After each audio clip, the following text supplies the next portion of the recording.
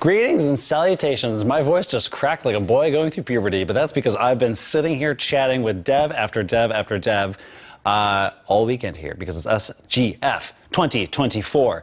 But you're watching GS Live, and I'm here, joined by a special guest, Alx. Hello. Hello. Hello. Hello. Hi. Who is here? Hi. Hi. Hey, how's it going? Just hanging out. Yeah, just hanging out. Yeah. We're talking. We're here to talk about a game called Hyper Light Breaker. Yeah. Which is the sequel, or is it the sequel? No, it's just Is it the Hyper Light universe? It's the Hyper Light universe. Is that the first time that you've ever officially said that? No. Okay. I've said it a few times. Not to you specifically. I know. Well, I mean, I'm really honored to other people to finally have had that moment. Yeah. The Hyper Light universe. And we're here in this in the grandma's basement. Yeah. It's cool. It's nice. What's your favorite part? I'd live here. I like this this creepy next gen magazine. This is cool. PS2 graphics looks scary, and I don't know. I really like. I like Will Smith plate over there. That's pretty good. Will Smith plate, hard to beat. Would you ever consider? Would you ever consider putting any of those in the next Hyper Light universe? No, I wouldn't. Okay, I don't blame you. Yeah. I'm gonna leave now. Okay. I'm really excited to talk to you. Hyper Light Drifter is a game that I feel like came out at like a very specific time. It was 2016. Yeah. Yeah. Which is wild times. I have it written down 8 years ago. That was a while ago. I know. Stop reminding me. I mean, you've had what? You've had a couple games come out since. Yeah, we got one game come out. It's Solar Ash. Yeah. Yeah. So you're 3 games. You have 10. It's not that long ago. Yeah, With something in between. It's like it's time. I know. Time's bad. Time is time after time. Nobody likes time. How would I feel like the first one came out at this like very kind of pinnacle moment, like this cusp of a certain type of game, like not that like a style or like a focus on smaller devs and indie devs who are like honing in on specific mechanics in a way. And I feel like now we're 8 years later, and Hyper Light Breaker feels like that times 1,000. Like, I mean, it's no longer 2D. No. It's 3D. Yeah. How would you wrap it up? Like, how are you describing Hyper Light Breaker? Like a sales pitch. Yeah. Like the elevator pitch. Yeah. But why don't you do the grandma's basement pitch? What is the difference between a sales pitch and a grandma's pitch? You don't have to. You could be a little bit more Old. How would you tell your grandma? I'd say, hey, Granny, I like your teeth today. Buy this video game for your grandparents or grandkids. Grandparents.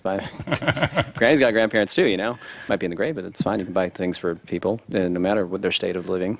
I'd say. You wouldn't describe the game? I would describe the game, and I'd say it's a video game where you shoot things, you slash at things, and your kids will love it. Yeah, you know? that definitely. Kids will all love it. That definitely feels like the most approachable way. Get in with the kids, you know. Yeah, that's how you do it with the grannies. Next time I'll call my grandma and be like, hey, can you get this thing? Get this game. Your kids will, your grandchildren will love you forever if you buy this. Shoot stuff. Yeah. Slash stuff.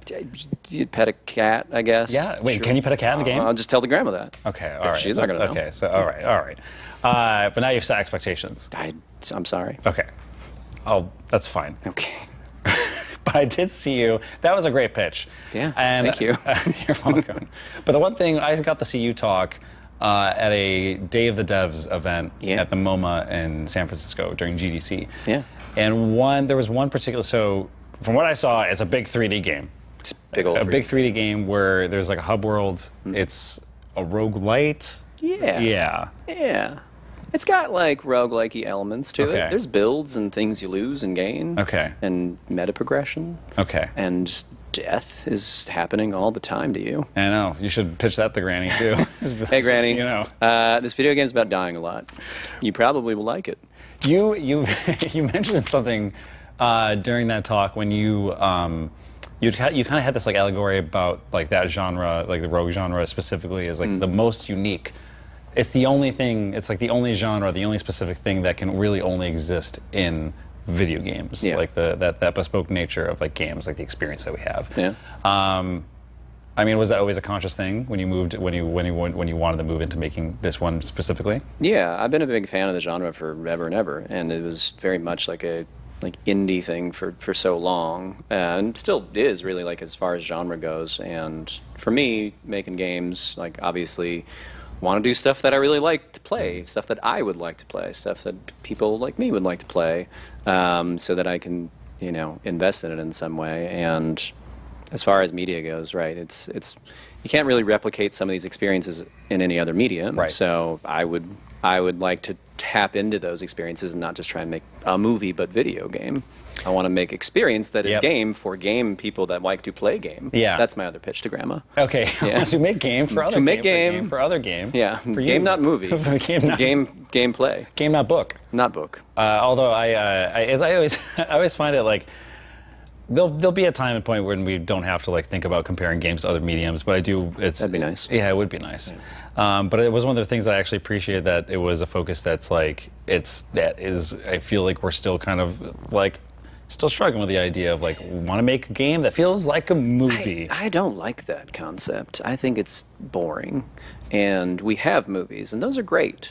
And why are we still embarrassed about video games? It's very strange to me, because games are the greatest medium ever fucking created. So, like, please let me enjoy this and say, like, I make video games. I'm very proud of that, not afraid or shy of it. Like, I have to gussy it up with a movie or movie star or something like that. Just, it's weird to me. As a smaller studio, like, is there like a sort of mantra or like thing that you try to instill when you're like trying to make it, when you are making a game, you know, these things, and you have that sort of idea? Sure. Yeah. Always sell to Grandma. Always sell. Always sell. Always be selling to Grandma. Yes. Yeah. A B T G. ABTG. That's Yeah, what that's that's the new written on the one. whiteboard. Yeah. On every whiteboard. In the You come in and someone's like, I want to add a wolf with a sword. Is Grandma gonna like that? It's great. Yeah. That's is the Grandma first gonna like question. that? Is Grandma gonna like that? Everyone knows. And do they have to call their own grandma, or do they call? No, Okay. there's one Grandma consultant that we go to. Does she have an office? No. So you go and seek her out. She has a house with a pad just like this. Are we in it? Yeah, kind of. Okay.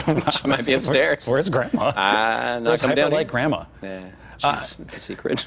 No, it's like a mantra about like how we produce and think about our games. Yeah. It's like I feel like with all three games that you've done, there's like this very games. The magical thing about the medium is that. You look like you're going to sleep. I know. I'm just like I'm just writing. I'm writing a hyper light wave. Okay. The magical thing about the medium is. It's like, you know, there's this mechanical part of it, and I feel like your games are pretty, you know, like they're they're like actual mechanical focus, like the actual like beat to beat moment when you're actually playing them, and then you allow like the world itself to like kind of feel like be a story and a vibe and like a thing. Yeah, I wouldn't say that we have like a specific mantra. I think the closest I could get, and it's very silly and kind of just a joke, but like make it as anime as fuck as you can. You know? Really? Okay. But like that's what that really actually means. When you, I think, dig a little deeper, is not just the look of it, but the feel of it. You know, anime is like very visceral. There's like a great impact to it. There's an efficiency to it. You know, it's unlike a lot of other things before it as a medium. And obviously, more and more stuff started to like copy that, and anime has become mainstream. But there's a flavor to it, and again, it really embraces what it is. You know, at its heart, and you can tell, and that's great. And it has no shame about that either, which I really like about anime in general, but also just animation is really great. Yeah. And you see how it's evolved over time. So there's a similarity to, I think, how people who make animation, specifically anime, how they think about impact and interaction with their audience for their medium, and how I think we try and think about our games and how they communicate and what they're using from the tools that we have to provide the players. I'm not like, it's not that I'm surprised by that. It's just that your games have such a specific like look, visual look, art direction to them, that don't inherently like, I wouldn't necessarily pin like that anime is the thing. It's like, but from what I understand, it like it feels like it's like the power that is usually like displayed. That usually is often most like portrayed in anime. I mean, style, like visually, there's a language there to some extent, but also that art style is very much coming from like me originally, and then all the other incredible artists at the studio. And so, you know, I just try to make sure that it's recognizable, so that if people see a game, they like, that's a Heart Machine game. Yep. And trying to be unique about it. So it's not like, let's clone an anime. It's like there's inspiration to be had all over the place, including, from other games, including from other mediums, and that's great. And pull from those, every artist does, but, trying to keep something refreshing and interesting and, again, recognizable is really important to me as a studio head to carry on our games, build that brand recognition, baby. Yeah. We'll be selling to grandma. That's our brand. Got to be selling to grandma every day. No, but just like I was saying, if somebody sees the trailer or screenshots, that's a Heart Machine game. That's always the goal. So don't you also edit the trailer, like the most recent trailer? Yeah, it was like. Well, the Breaker one actually was done by a very lovely studio that we work with, but we had another announcement for our other game, Possessors, and I still do pretty much all of our trailers. So has that always been did you you have does that come from just knowing your vision, or does that I just I know what I want to do with it. I know what the game is intended to be, and trailers are one of the few opportunities you have to really land an idea inside of somebody's head, to really capture the attention of somebody that otherwise might not see it. That's your best shot. It's screenshots are great, sure, talking about something's great, word of mouth, but ultimately that trailer can hit really hard in really good ways, and so I want to just make sure it's exactly to our standards. You, speaking of vision, was it always intent? Was your intent always to be I want to make another Hyper-like game? At some point, I didn't want to. Right after we made Drifter, and I was done with that series for a while. I was like, I don't know. I didn't say never, but it's I got to take a break. I'm good. I don't want to think about it. But then over the years, it became more clear. There's something to do here. It wasn't that long. I was a year after it released, and I was you sat in a room, you sat in a corner. Yeah. Sat in the corner. Yeah. I had experimented with a roguelike formula with the original Drifter engine stuff in Game Maker after a year after we released. It's 2017, 2018, and that's kind of what this was born of. It was I want to do something more with this world. I've had a break from it for a bit, and now I can get back to it and invest in it in some way. And was it always a conscious thing to be I'm gonna make it a big old 3D game? Yeah, I like 3D games. I like making 3D games. I like 2D games. I like making those too. You made one of those, yeah. Yeah. But the impact of 3D is pretty immense, and being able to lose yourself in that world and express something. I think that comes through differently in 3D that you can't really quite get in 2D. They all have their advantages, pros and cons, but for me, at least for what this game is, what we're trying to do with it, that scale was really important. I saw you play your own game. Yeah, which one? The Hyperlight Breaker. Okay. Not Hyperlight Parker or Drifter. We're bringing that bit in here. We got it. You got it in. You snuck it in. Drifter is Hyperlight Driver. That's the one we were talking about. Driver. Yeah, you heard that here first. Don't worry about it. Yeah, you park cars. Yeah, you park Hyperlight Driver. Parker, yeah. You played your own game, and it was Hyperlight Breaker that you played, and you a big pitch to Grandma was dying. Yeah. And you died playing your own game. That happens. Was that so you didn't do that on purpose? Did not do it on purpose. I mean, listen, it's very hard to play a game and also talk to an audience at the same time. I don't know how a lot of streamers do it. I was sitting here on the couch playing a game during a demo, and I just had the horrible gamer face the entire time, and I didn't have to worry about talking. So trying to be conscious about what you're saying and be on in some way, and focus on playing not a dork. Difficult. So cool. I probably died on accident. I mean, but I think that's still really telling that you missed, the developer. Sure. Why was what is the? Is there a sort of approach to being my game needs to be hard? Yeah, I feel you can have. Difficulty is a difficult subject. Yeah, isn't it? Yeah. No, my attitude towards difficulty is I want things to be a challenge, but also it's good to have variability there and accessibility as a core part of it. So as long as you can alter some parameters that might not work for people, great. But overall, I think you can still maintain a challenge. And The games that I truly love oftentimes are challenging, so I trend towards that just because I find a lot of value in overcoming difficulty in certain games.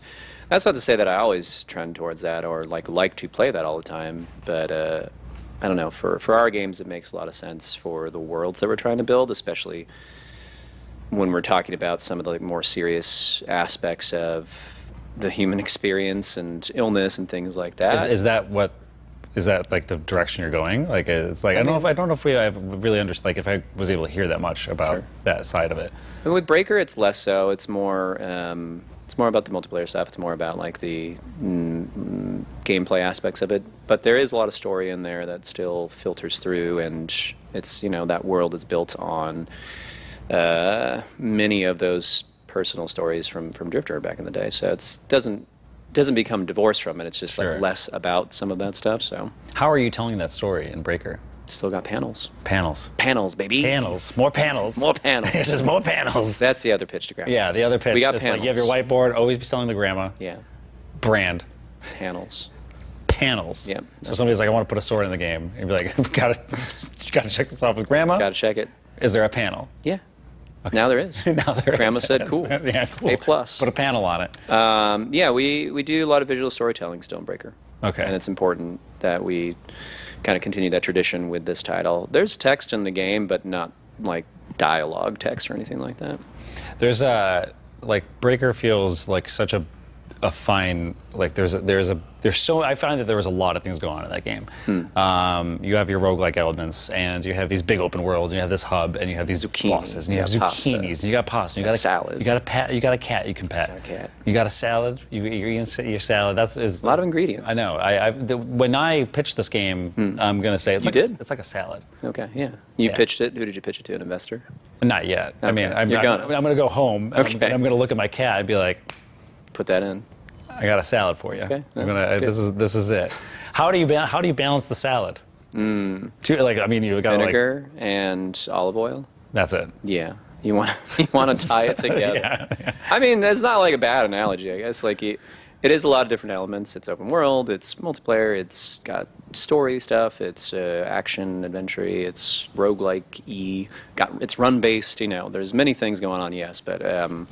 You got to find those aspects that tie it together, like the through lines. The croutons. The croutons. No, the analogy was the dressing, right? Right. That's the thing that pulls it all together. So I don't know. Our dressing would be the action. The progression and action of it, like you discovering that world and understanding it better each time you move through it, because that's I think ultimately what more run-based and like roguelike-y games end up being, is about that sort of build-up of knowledge and sort of expansion of like what you can piece together and how far you can get. So not too different here. Like you keep going through it, these elements tie together through the action and through that progression. As when the game is the accessibility or approachability, you can have the dressing on the side. You can add. You could add ketchup if you want. Oh God! Don't be. I'm not into the ketchup. I'm turning that off. Okay. In the accessibility, no ketchup. No, you got to turn it on. It's on all the time. There's many analogies we can keep going through. Like cars. Like salad. You got another one?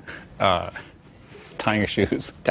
No, I don't know where to go with that. I mean, there's effort, and you have to learn to tie your shoes. Like it's something that's now seems so natural to us. That sounds smart. And there's multiple ways in which you can tie a shoe. Yeah, you got like the over the finger loop through. Yeah. And then you could do the individual bunny ears and do that. What do the bunny ears represent? I always viewed, and this is not a dig against people who tie their shoes with bunny ears, but I always felt like the more playful and sort of easier approach, but I don't know if it's as effective as like over the finger. I feel like when you say it's not this and you announce it, it is actually that. So it is a dig at the bunny ears people. I'm trying as a person with bunny ears, is that, do you do bunny ears? Oh yeah. Oh, I do the around the finger, and I'm not. It's not a dig to you. I think it's like you found your pragmatic way. It's the same way as approachability, right? I can tie your shoes. No. That's even Please do. More patronizing. No, I don't. Thankfully, I don't think anybody's tied my shoes since I was a tiny little tyke. So, and I don't think I'd want anybody to tie my shoes. No, I'd rather go Velcro. Hyperlight shoe tire. This is going nowhere. This analogy. I don't know. Out of the shoe one, we got to get off the shoes. Okay, off the shoes. But I was gonna say when I saw the game, it's like there's just not one way. You go through these worlds, and you can like skate, and you can glide.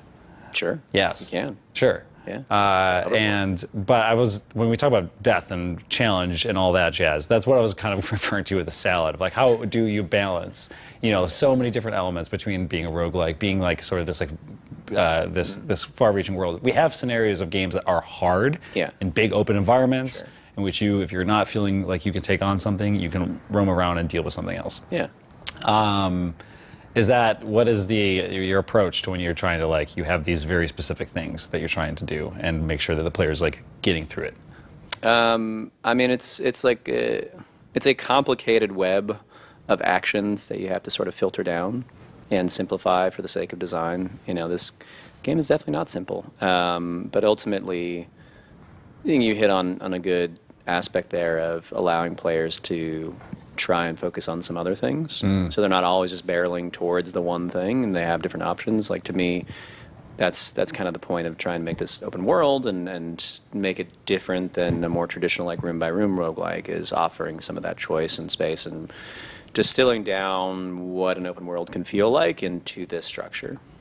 Well, it's going. I might be wrong, but is this entering early access? Yeah. Yeah. When? Soon. Soon. Like, not that long. Like, before the end of the year. Do you know? Can you not yet? I'm not going to tell you. You don't have to. I don't know. I'll find out eventually. When it becomes official. No, it's like later in the summer. But it is. There's a possibility. Early access this year. The early access is this year. Okay. It's not very, very far from here. All right. As in, like, down the street. It's actually down the block. Like, okay, wow, perfect. You gotta come to LA to play it. Is that where you're located?